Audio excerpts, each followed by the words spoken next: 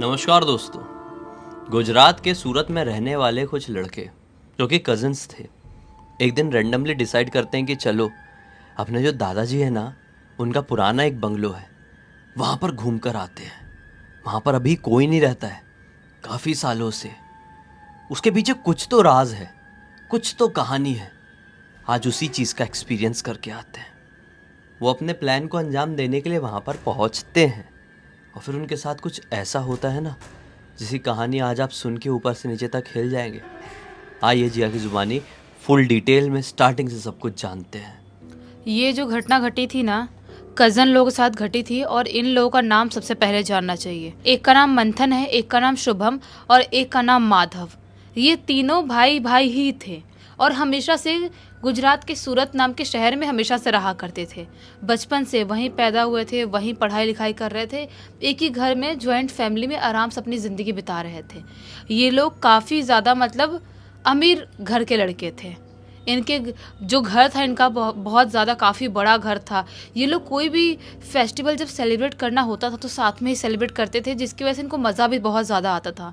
पूरे कज़न लोग, mummy papa, दादा दादी सब इकट्ठे हैं, कोई भी फेस्टिवल सेलिब्रेट कर रहे हैं, बहुत मज़ा आता था। लेकिन जैसे जैसे ये तीनों बड़े होते हैं, इनको ऐसा सा लगने लगता है कि यार हमको ना थोड़ा क्वालिटी टाइम स्पेंड करना चाहिए, थोड़ा अलग जाना चाहिए। हर साल तो हर फेस्टिवल घर वालों के साथ ही सेलिब्रेट करते हैं, थोड़ा घर वालों से अलग होके कहीं अलग जगह सेलिब्रेट करें तो कितना ज़्यादा मज़ा आएगा ना। उसमें से मंथन बोलता है, हाँ यार मज़ा तो आएगा। ये जो दिवाली आने वाली है ना, ये दिवाली अपन अलग सेलिब्रेट करते हैं, अलग वे से, अपने वे से। जैसे हम लड़के हैं, नौजवान हैं, हम यंग हैं, उस तरीके से हम सेलिब्रेट करते हैं। क्या हर साल वैसे ही घर वालों के साथ बैठो, पूजा पाठ करो, वैसे ही घर पे थोड़ा सा मिठाई खाओ, पटाखे जलाओ, सो जाओ? ऐसा नहीं, कुछ अलग करते हैं। मंथन ऐसा बोलता है माधव और शुभम को। ये लोग भी बोलते हैं दोनों, हाँ भाई तू सही तो बोल रहा है, लेकिन कहाँ जाए यार? घर वाले दिवाली वाले दिन तू श्योर है जो निकलने भी देंगे अपन को घर से बाहर? बोलता है मंथन, निकलने तो नहीं देंगे, कुछ ना कुछ तो बहाना बनाना पड़ेगा या कुछ एक आइडिया निकालना पड़ेगा कि उनको पता ना चले। बोलते हाँ यार, अब कुछ दिनों में दिवाली आने ही वाली है। पूरे घर की सफाई वफाई कर रहे हैं, करवा रहे हैं, जो भी करवाना है लोगों से चीज़ें। और ये लोग अब पूरे घर वाले रेडी थे दिवाली सेलिब्रेट करने के लिए। दूसरे दिन ही दिवाली आने वाली थी।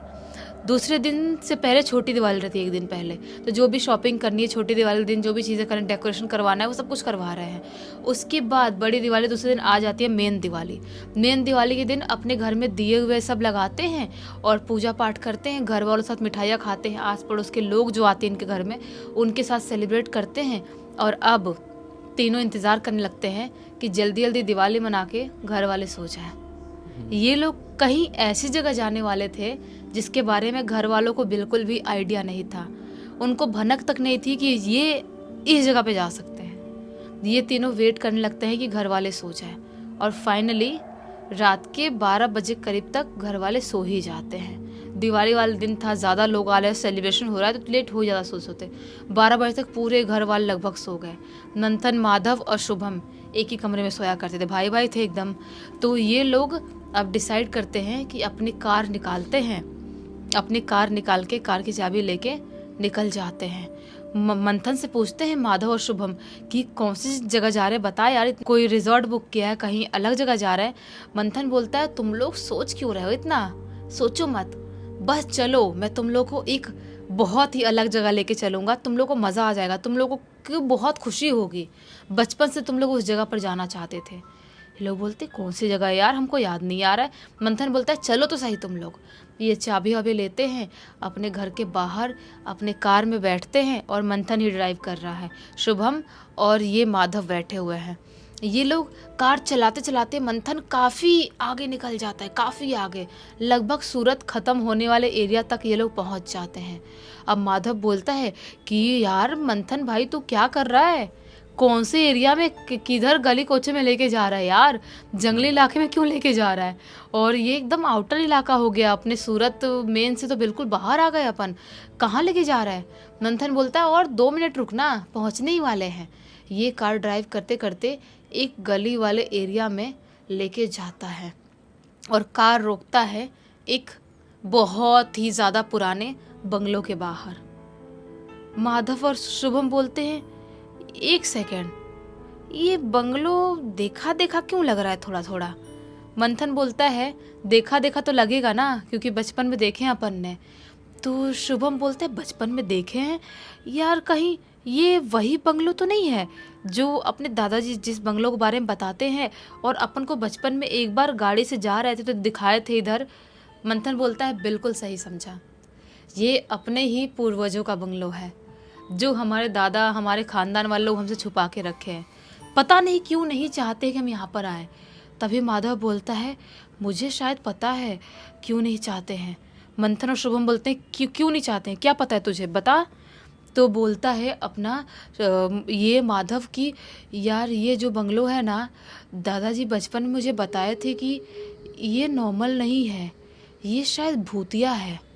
यहाँ पर कुछ बहुत ही अजीबोगरीब क्रीपी घटनाएं घटती है, जिसकी वजह से दादाजी ने बहुत साल पहले इस बंगले को टाटा बाय बाय बोल दिए थे और कभी यहाँ पर आए भी नहीं और हमको भी कभी आने नहीं दिया। इनफैक्ट अपने पापा तक को नहीं आने दिया यहाँ पर कभी। तो बोलता है मंथन कि कुछ भी बात कर रहा है यार, हो सकता है दादाजी नहीं चाहते होंगे कि इस बंगलों में रहे, क्योंकि दिख रहा कितना पुराना हो गया है, कबाड़ा सा दिख रहा है बाहर से, इसीलिए मना करते होंगे। भूतिया कैसे हो सकता है यार, भूतिया हो तो दादाजी हमको भी तो बताए होते ना। माधव बोलता है, मुझे इनडायरेक्टली दादाजी ने बताए नहीं थे, एक अपने उम्र के आदमी से बात कर रहे थे और मैं वहीं पर सोया हुआ था, लेटा हुआ था और दादाजी को लगा मैं सो गया हूँगा और बात कर रहे थे, मैंने सुन लिया था। माधव वैसा बोलता है। तो शुभम बोलता है, यार अगर सचमुच में बंगलो भूतिया है तो अपन को नहीं जाना चाहिए। अगर दादाजी ऐसा बोल रहे थे, बात कर रहे थे, उस बात में कुछ तो सच्चाई होगी। अगर अपने मुंह पे बोलते तो हमको लगता कि हमको डराने के लिए बोल रहे हैं, लेकिन अपनी उम्र के बूढ़े इंसान से बात कर रहे हैं, मतलब कुछ तो सच्चाई होगी। नहीं जाते हैं, शुभम ऐसा बोलता है। माधव भी बोलता है, हाँ है नहीं जाते हैं। लेकिन मंथन, पागल हो क्या यार तुम लोग, अपन इतनी यंग जनरेशन के यंग लड़के लोग हैं, अपन क्या ये मतलब इतनी चिंदी सी चीज़ से डरेंगे अपन? भूत प्रेत तुमको लगता है यार, कम ऑन यार, तुमको लगता है भूत प्रेत होगा? मैं तो दिए भी लेके आया हूँ और माचिस लेके आया हूँ। अपने एक कमरे में दिए जलाएंगे और थोड़ा टाइम स्पेंड करेंगे अपने बंगलों में, उसके बाद घर जाएंगे। इतना मत सोचो तुम लोग। ये लोग बोलते, दिए लाया है तू, मतलब आग जलाते तो वहाँ पर भूते जैसी चीज़ें कुछ नहीं आती है। मंथन बोलता है, हाँ यार नहीं आती यार, आज तो दिवाली का दिन है, दिए जला के अपने घर को शुभ कर देंगे, चल चलते हैं। मंथन ऐसा बोलता है तो शुभम और माधव भी उसके पीछे पीछे बंगलों के अंदर जाने लगते हैं। बाहर वाले एरिया में पूरा जंगल झाड़, पूरे पेड़ पौधे उग चुके हैं। ये लोग अंदर वाले एरिया में एंटर करते हैं। जो बाहर का गेट था वो भी लगभग टूट फूट ही गया था, इतना टूटा था कि वो लोग बिना खोले गेट घुस जाते हैं, इतना टूट गया था। ये लोग अंदर एंटर करते हैं। जो अंदर का एरिया था हॉल वाला, वहाँ पर पूरे जाले वाले सब लगे हुए हैं, एकदम ही टूटी फूटी, वहाँ पर कुर्सियाँ टेबल सारी चीज़ें रखी हुई है, एकदम ही बुरी हालत में। ये लोग घूमते घूमते दूसरे कमरे में जाते हैं। दूसरे कमरे में जाते हैं और ये लोग क्या सोचते हैं कि हम इसी कमरे में दिए जलाएंगे। मंथन बोलता है, यहाँ पर ये बेड देख, पुराना बेड दिख रहा है ना, अपने पूर्वज को यहाँ पे रहते होंगे, देख भले ही इस पे बिस्तर नहीं है लेकिन बेड तो है ना, किसी ज़माने का पलंग है ये, इस पे बैठते हैं और यहीं दिए जलाते हैं। जो मंथन था वो दिया निकालता है बाहर और माचिस से उस कमरे में दिया जला देता है। तीनों उस कमरे के उस पुराने से पलंग पे बैठे हुए हैं। तभी अचानक से माधव की नज़र जाती है सामने की तरफ। माधव बोलता है, यार वो देख, वो टेबल पे एक अलग सी बुक रखी हुई है। मंथन बोलता है, कौन सी बुक, कौन सी बुक? वो एक्साइटमेंट उड़ जाता है और दौड़ते हुए जाता है और जो टेबल पे बुक रखी हुई थी उस बुक को लेके आता है, जिस बेड पे लोग बैठे हुए थे वहाँ पर लेके आता है। बोलता है शुभम, यार ये बुक बहुत मोटी सी और अजीब सी नहीं दिखाई दे रही, इसका कवर देख, मतलब बहुत क्रीपी वाइब नहीं दे रहा है तुझे? मंथन बोलता है, हाँ यार क्रीपी लग रहा है, तभी तो एक्साइटमेंट हो रही है। मतलब किसने, अपने पूर्वज ने किसने रखा होगा ना ये बुक, और किसी का कमरा होगा ये, और ये बुक पढ़ता होगा, अपने पढ़ते हैं।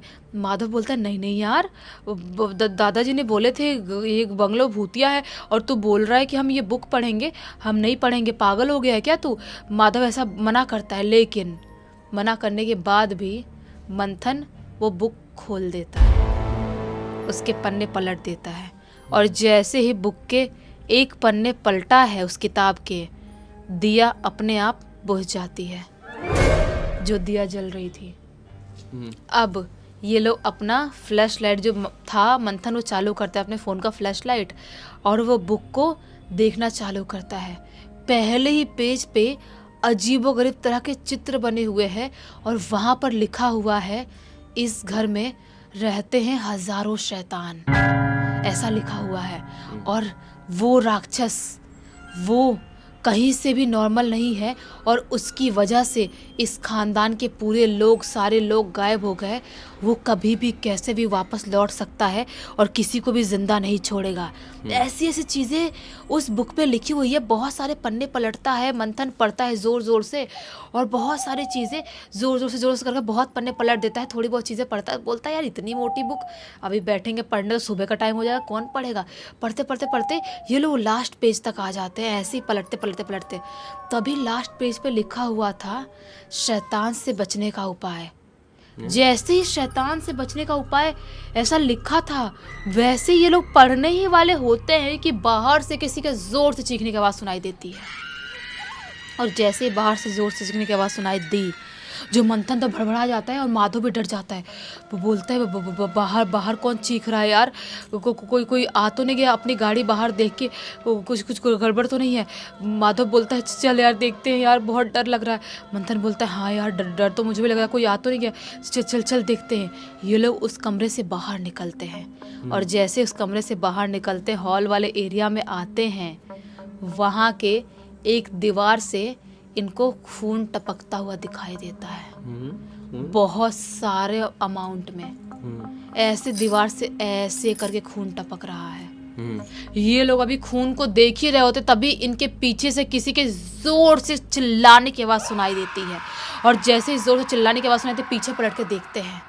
और जैसे ही पीछे पलट के देखते हैं, एक आदमी टाइप का, जानवर टाइप का, शैतान राक्षस पता नहीं किस टाइप का एक क्रिएचर खड़ा हुआ है, जिसकी पूरी आँख जो है ना, दोनों आँखें आग की तरह जल रही है। उसके मुंह से खून निकल रहा है, पूरे शरीर से उसके मांस ऐसे लटक लटक के निकल रहे हैं और बहुत ही क्रीपी तरह से हाँफ रहा है, दहाड़ रहा है, पता नहीं कैसी अजीबोगरीब आवाज़ निकाल रहा है। जैसे ही उसको ये लोग देखते हैं, ज़ोर से चीखते हैं तीनों एक साथ और चीख के वहाँ से भागने की कोशिश करते हैं। जैसे ही भागने के लिए गेट की तरफ जाते हैं, वैसे ही धड़ाम से गेट अपने आप लग जाता है और एक ठंडी सी हवा का झोंका इनके शरीर को छूता है। और जैसे ठंडी हवा का झोंका इनके शरीर को छूता है, एक अजीब सी दुर्गंध, इतनी गंदी बदबू उस पूरे जगह पर एरिया में फैल जाती है मानो इनके नाक सड़ जाए, ऐसी दुर्गंध फैल जाती है। ये बाहर निकलने की कोशिश कर रहे हैं। वो जो शैतान है, जो राक्षस है, वो अजीब सा घुर्रा रहा है। ये जो मंथन था बोलता है भाई भागो भागो मेरे पीछे। वो भागता है और सीधा जिस रूम में ये लोग बैठे हुए दिया जलाए थे, उस रूम के अंदर जाता है और दरवाज़ा बंद कर लेता है। माधव, मंथन और शुभम उस कमरे के अंदर है। मंथन बोलता है जल्दी से वो बुक निकालो, उसके पीछे का पन्ना पढ़ो, जल्दी से पढ़ो। जो माधव था पीछे का पन्ना पढ़ता है और वो जैसे जैसे पन्ना का जो लिखा हुआ था, जो मंत्र लिखे हुए थे, वो जैसे जैसे मंत्र पढ़ता है ना, वैसे वैसे बाहर से जोर जोर से चीखने की, चिल्लाने, किसी के तड़पने की ऐसी ऐसी आवाज़ सुनाई देने लगती है। ये बहुत ज़ोर से घबरा रहे हैं लेकिन मंत्र पढ़ना नहीं छोड़ रहा है। पूरे एक पेज का मंत्र लोग पढ़ते हैं और बाहर से ज़ोर ज़ोर से चीखने चिल्लाने की आवाज़ सुनाई दे रही है। पूरा मंत्र पढ़ डाले। जैसे इनका मंत्र ख़त्म होता है, वैसे इनका जो दरवाज़ा था जिस रूम में थे, वो धड़ाम से टूटता है, टूट जाता है। दरवाज़ा टूट के गिर जाता है। अंदर एक ठंडी सी हवा का झोंका एंटर करता है और अजीब सा सन्नाटा फैल जाता है वहाँ पे। ये तीनों बाहर भागते हुए आते हैं कि अब हम बाहर निकलते हैं, हमारा शायद हम नहीं बच पाएंगे, वो शैतान हमको मार डालेगा। मंत्र पढ़ रहे थे और दरवाज़ा टूट गया। जैसे ही बाहर निकलते हॉल वाले एरिया में, वो शैतान वहाँ पर नहीं खड़ा था। पता नहीं कहाँ गया था, कहाँ नहीं। पूरे फर्श पर, पूरे दीवार पे, हर जगह खून ही खून फैला हुआ है। किसका? पता नहीं किसका। ये वहाँ से सीधा भागते हैं, बंगलों से बाहर निकलते हैं, अपने कार में बैठते हैं और कार से बैठ के कार स्टार्ट करता है मंथन और भागना चालू करते हैं वहाँ से। लेकिन इतना आसान था चीखने की, चिल्लाने की अजीबोगरीब आवाज़ें सुनाई दे रही है। इनके कार के ऊपर कोई ज़ोर ज़ोर से कूद रहा है, ऐसी आवाज़ें सुनाई दे रही है। बहुत फास्ट ड्राइव कर रहा है मंथन, आर पार वाला सिचुएशन चल रहा है, या तो मर जाएंगे या तो बच जाएंगे। ये लोग कार को भगाते भगाते भगाते अपने घर के बाहर आते हैं, और भड़बड़ाते भड़बड़ाते कार घर के बाहर लगाते हैं और दरवाज़ा खोल के अपने घर में एंटर करते हैं। जैसे ही दरवाज़ा खोलते हैं, दरवाजे के सामने दादाजी खड़े थे। अरे दादाजी चिल्लाते हुए बोलते हैं, तुम तीनों कहाँ गए थे और इतनी रात में घबराते हुए कहाँ से आ रहे हो? जो माधव था वो जोर जोर से रोने लगता है और दादाजी के पास चला जाता है। दादाजी को पकड़ के जोर जोर से रोने लगता है, बोलते हैं दादाजी हमें बचा लीजिए, हमें वो शैतान नहीं छोड़ेगा, बहुत ज़्यादा खौफनाक दिखाई दे रहा था, दादाजी हमको बचा लो। दादाजी बोलते कौन सा शैतान? तो बोलता है माधव, दादाजी वो बंगलो वाला जो अपना पुराना बंगलो है।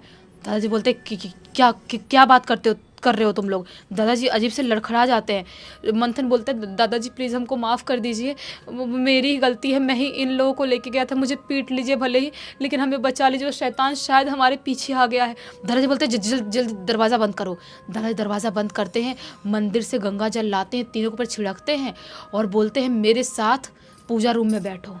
पूरी रात तीनों को पूजा रूम में बैठाते हैं और पूरी रात हनुमान चालीसा पढ़ते हैं। पढ़ते पढ़ते पूरी रात निकाल देते हैं। सुबह का टाइम होता है, बोलते हैं गंगा जल डालो, पानी में नहाओ, तीनों के तीनों नहाते हैं। दादाजी बोलते हैं तुम्हारी हिम्मत कैसे हुई वहाँ पर जाने की? हमारा इतना बड़ा बंगलो है, इतना ज़मीन है, क्या हमको लालच नहीं थी कभी उस चीज़ की? लेकिन हम वहाँ पर इसलिए कभी नहीं गए क्योंकि हमारे पूरे ख़ानदान को खा गया है वो घर, वो बंगलो। बोलते हैं ख़ानदान को? दादाजी लेकिन आप तो उसी ख़ानदान के हैं ना।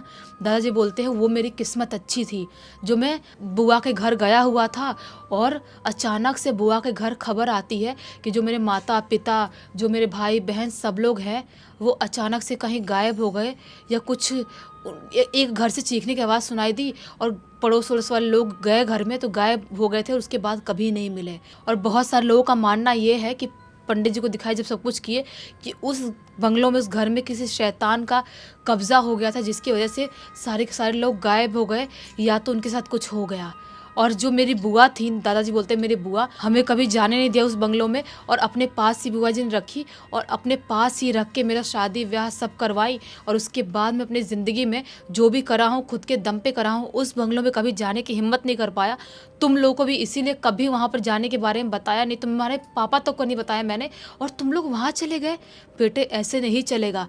वो लेके जाते हैं मंदिर में हनुमान जी के पूजा पाठ कराते हैं और उसके बाद जाके इन लोगों की ज़िंदगी नॉर्मल होती है। लेकिन अभी भी ये तीनों उस रात को कहीं से भी भूल नहीं पाए हैं। ये कैसे हमने एक खौफनाक शैतान को फेस किए थे।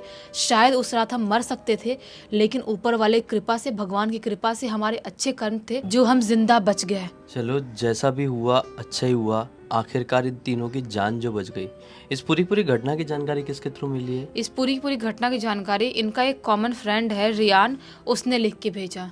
चलो इसी एक नोट के साथ अब इस कहानी का अंत कर देते हैं।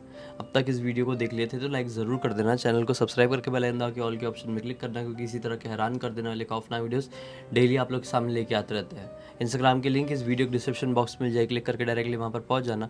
और इसी तरह की कोई भी कहानी, टॉपिक या जानकारी आप लोगों के पास भी है तो लिख भेजना। हो सकता है हमारा अगला वीडियो कल आपके हिसाब से ही बन रहा हो। तो चलिए कल फिर से मिलते हैं, तब तक के लिए बहुत बहुत धन्यवाद। आपका दिन शुभ हो।